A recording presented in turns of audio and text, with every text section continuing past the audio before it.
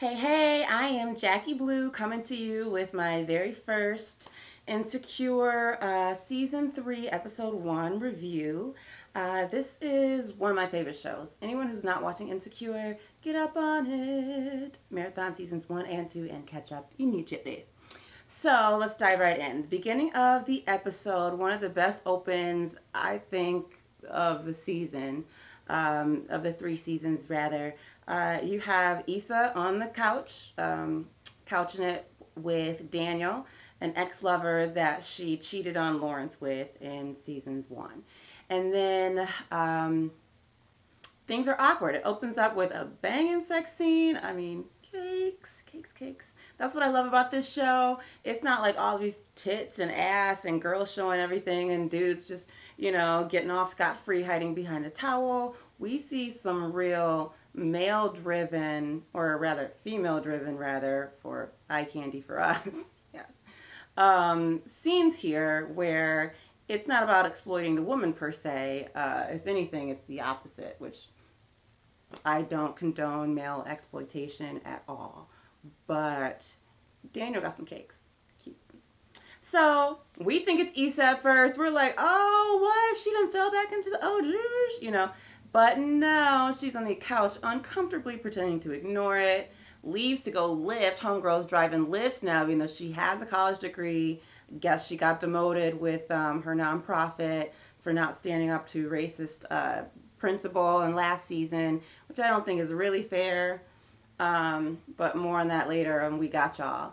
And right away, a Lyft driver vomits in her car. So life is great for her.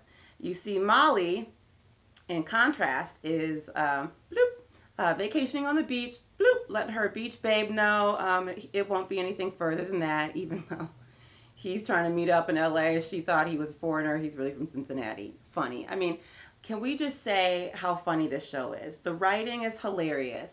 I think it reaches people because it just is really true to black humor, but also it is everyday humor. It's just really, really funny in a way that is true to black women in particular. It's quirky and it is awkward, and I love it. So these moments are what I live for. So Molly gets back. Side note, I'm really, really, really glad. Thank you, Issa Rae, and showrunners, Prentice, whoever. Thank you for giving her natural hair. I mean, I've seen the actress in real life, and she's got this long, gorgeous, flowing, natural hair, and it just was really, really, really frustrating to see her in all these bum ass wigs, seasons 1 and 2. It's like just because she's a career woman, just because she's a lawyer, just because she's getting it done, doesn't mean that she necessarily would still feel that pressure to have this commercialized, wig only, relaxed hair. Like the wigs were literally too big for her head. Like she is a small girl. You could tell all of his hair was stuffed underneath it. It just looked bad, real bad. And it was kind of unfair too, because Molly is cute, really cute. And I think hopefully they stick with this, and this isn't just like a lingering beach dew that they let linger for the episode. Like, I feel like they need to let her wear natural hairdos too, because that's the end thing. Career women, blue collar, white collar, black women workers, we don't all wear wigs anymore. Like, we don't all get perms anymore. Hashtag natural. So that was a good job, Insecure. So, moving on, she's gotten back and she's got all these bloop, blam, blip, bloom, blam resolutions that she's going to stick to for negotiating her job contract, which was an issue last season. Not the most interesting, but, relevant to all of the Time's Up Me Too stuff. And then about her relationship with Dro. Now, to recap, Dro is an ex best friend who she started fucking when she found out that he was in an open marriage with Candace. Um, which, yes, is messy. She started to catch feelings, and at this point, she's just kind of trying to relegate him to the fuck buddy only box compartment. But we all know that doesn't work. It doesn't work. Never works. So, We can see here it's not going to work. And even in the conversation that Issa and Molly are having, it just reminds me of like me and my sisters or me and my girlfriends, because it's like, why didn't she stay with Molly? Why didn't she stay with one of the other girls? Well, it's clear because when you stay with your girl, there can only be one queen of the castle, especially as adults. Like in high school, especially with sisters, you start to get that pushback, and it's like, duking it out for alpha status, and every woman needs to be in charge of her space. Therefore, it is, I think, easier to live with male roommates, and I will stand by that. Especially gay ones, because then you don't have to worry about awkwardness. Hence Issa and Daniel. But it is easier to live with males than it is to live with other females, especially ones that you're close to and you're friends with. I mean, they're still arguing over this vase. I'm team Issa. I don't think she broke that shit. But anyway. Moving on, we have the issue with We Got Y'all. Now, this really made me very frustrated because I feel like the way this lady is coming at her boss, Joanne, like I would have clapped back, especially because we all know that logo is racist. I think they tried to say something about it in season 2. No? Let me know in the comments. But it's clearly like poor black kids rescued by generous white hands that are pulling them out of the depths of disadvantaged futures where they're going to become some statistic. Like, miss me with that, bloop, goodbye. Because honestly, it's the same deal where you see these people going on vacation or going to outreach or going to, what is it? Minister overseas in Africa, and it's like the white girl is taking a picture with all these African kids, like, I'm a do-gooder, look at what I'm doing. Like, it looks and it feels just all wrong. And I don't know, I have a problem with it. So, that, in addition to the fact that she's talking to these people and they're explaining, everyone who came was mean. All of the workshops and everything was very Eurocentric. The logo was racist. She's getting the feedback on the phones and decides to do some research, which I think is a good thing to do, to take initiative so you know about what you're doing, and then gets shot down by it. Like, honestly, I get that Issa is, the whole concept of the show is insecure, so it's just, maybe she's too afraid of losing her position. I mean, she's lifting to make extra money. Maybe she doesn't want to rock the boat or whatever, like her coworker who's too scared to say anything in her behalf, but was happy to speak up and tell her about herself last season. We won't go there.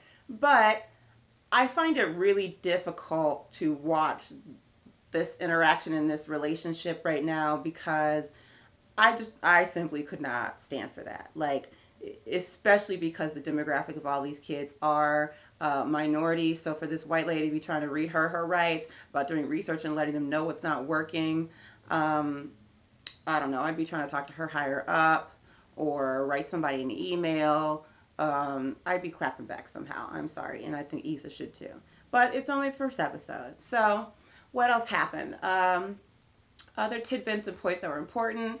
And funny moments, the party lift was hilarious.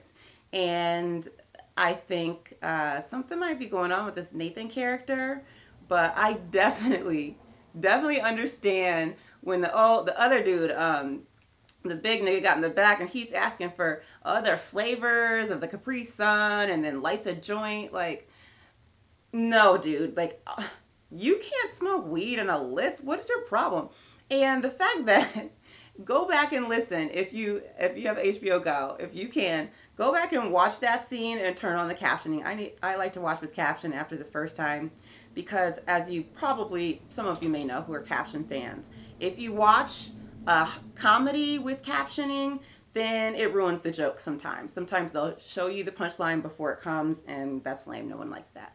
But if you watch it like second time watching through, you can see like some of the commentary of the dudes while they're fighting. And old dude who started the shit was like, "Hey, you spilled my Capri Sun." Like, it's really funny. And I don't know. I think Daniel was kind of giving Issa a little like, whatever. So, especially since he gave her that huge tip at the end, I'm sure he's gonna come back, which will be exciting and interesting because he is good eye candy. I mean, all the men are. Dro, maybe a little less so. He's just not my type per se, but I love his style of dress. I mean, his style is really where it's at. And I think what happened with him and Molly this week, with her trying to lay down these, she tried to lay down these rules, like these boundaries, like, okay, we are just fuck buddies now. And he's like, okay, yeah, but what about pancakes? And the thing is, you could tell right away that he wasn't taking her seriously. And that is something that I know to be frustrating with men, because sometimes they think they know what you want, even though you say something else. And you tell them what you want, and they think that they can just override it, especially in these kind of matters where it's like, you're getting your cake and eating it too, dude. This is her boundary for feeling okay with this, with being one of two women that you're fucking, maybe others, including the other one is your wife, and she has no real claim to you. And I just think that it's really lame that he basically still calling her, he's still ignoring everything that she's saying, all of her stipulations that she's trying to erect between them, and then shows up at her house using her key and cops an attitude when she wants her key back. Like, no, did you not understand? You are a fuck buddy. And then gets in his feelings when she brings up his wife. Hey, you don't have any right to comment on me and Candace, blah, blah, blah. Like, that would have pissed me the fuck off. Like, oh, I don't have any right to say that, but you have a right to hone in on my apartment and on my life. And when I've clearly stated this can't continue as a boyfriend-girlfriend, we're still really in a relationship thing. Yes, we were best friends. Now we're fuck buddies. And she gave him that ultimatum to begin with when she got back from vacation. So, Dro, miss me with that, boy gone. So then we have Issa and Danielle. This is a little more confounding. I wish and I hope that this season they're going to give Daniel more of a backstory. I know they gave him a sister and a niece, which is cool. But I'm still not really sure about him. Where's he going in his life? What are his goals? Yeah, he does music, and it seems like he's kind of in similar line of work as Issa, but I guess I'm confused about what he wants from her, why he's letting her sit on the couch and then bringing girls home and fucking them so she can hear. It's just a lot of questions. And even when she finally did admit, like the little back and forth dance, like, I like you, I don't like you, I'm going to try to kiss you now, I don't really care, Vanessa's over, blah, blah, blah. Like, it's kind of a lot. So there's forebodes on more happening with their relationship, but I think I'd like to know more about where Daniel's coming from. So, like with Lawrence, we at least knew what his thought processes were, and we got to know the character really well, which is why a lot of people are bummed he's not in this season. I'll be honest on that point. I did sign the petition to bring back Lawrence, but I mean, he had a cute ass too. Cakes. And I really liked him as a character. I liked seeing someone who was, maybe that's where Dro will come in, but I liked seeing someone who was kind of in a like an engineering or electronic or a website building, web-based field, which is up and coming. I liked seeing a minority, a black man in that field. I liked seeing his struggle to make something of himself. And I just liked his character, and plus he's really cutie. I will say I understand Issa Rae not wanting to bring him back due to what I feel was a failure in his character development after he rejected Issa trying to get back together. And by that I mean the Tiffany storyline sucked. No one liked seeing him with her. The Latina girl, even worse. Like, can you put him with the not annoying black girl? Like, it just, even the threesome thing, like, that was a low point. And at that point, I was just like, this is all wrong. And so if we had to sacrifice Lawrence so we didn't have to see bullshit like that, then bloop, bye Lawrence. But I would like to see more of him, and I do disagree with Or, I mean, I'd like to see more of him in a better context. Or maybe when they get back together at the final season. Who knows?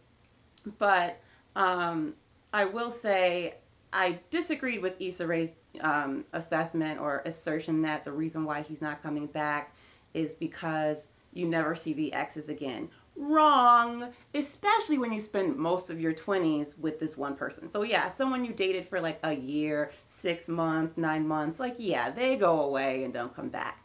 But it's just like the Usher song, throwback, you're gonna want me back. They always come back, especially long-term boos, always, always, always. They always come back as soon as you start dating someone else and they can sniff out some happiness. So I do disagree with that assessment. I think she would have seen more of Lawrence, and she will, and hopefully she will. But if not, I understand that too, because I can't with the white chicks. Like, that was the worst. The worst. Don't ever do that again, please. Insecure. So what else did I miss? I think that's pretty much it. We'll see what happens with Nathan. We'll see what happens with Issa and Dro. We'll see what happens with Issa's living situation. She wasn't able to wrap this episode, which I found sad. The no mirror thing, we've all been there and seen those apartment with the bathrooms with no mirror. I will say, I think she was about to lean in and do her little thing in that little hanging mirror, and then, Rumi walks in. So I think the fact that she is in someone else's space and doesn't feel comfortable, although, I mean, she did it in public bathrooms too before, so hopefully she'll figure out that she could just do it at work maybe. But we want to hear some more raps. And I want to see more hairdos. I want to see more of the friends. I just can't wait. I'm excited about this season. It was really, really funny. Keep up the good work, Insecure. And I will see you next week with second recap for episode 2 of Insecure season 3. I'm Jacqui Blue. Please like, subscribe, and comment below. All right. Bye.